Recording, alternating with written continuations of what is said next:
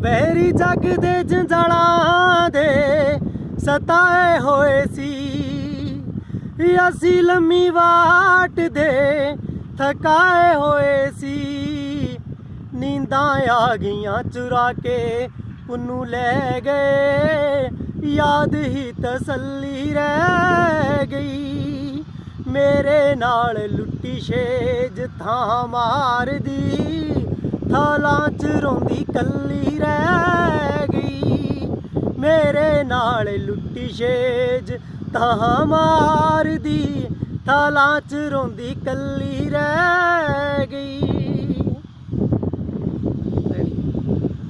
ਬਸ ਬੋਲਾਂ। ਸਤਿ ਸ੍ਰੀ ਅਕਾਲ ਬਾਈ ਜੀ, ਮੈਂ ਤੁਹਾਡਾ ਆਪਣਾ ਗੁਰਤੇਜ ਸਿੱਧੂ। ਸੱਸੀ ਪੁੰਨੂ ਦਾ ਇੱਕ ਅੰਤਰਾ ਮੈਂ ਤੁਹਾਡੇ ਸਾਹਮਣੇ ਪੇਸ਼ ਕੀਤਾ। ਵਧੀਆ ਲੱਗੇ ਕਮੈਂਟ ਕਰਕੇ ਦੱਸਿਆ ਜੇ, ਵੀਡੀਓ ਨੂੰ ਸ਼ੇਅਰ ਕਰਿਆ ਜੇ, ਲਾਈਕ ਕਰਿਆ ਜੇ, ਚੈਨਲ ਨੂੰ ਫੋਲੋ ਕਰਿਆ ਜੇ, ਮੈਨੂੰ ਸਪੋਰਟ ਕਰੋ। Thank you.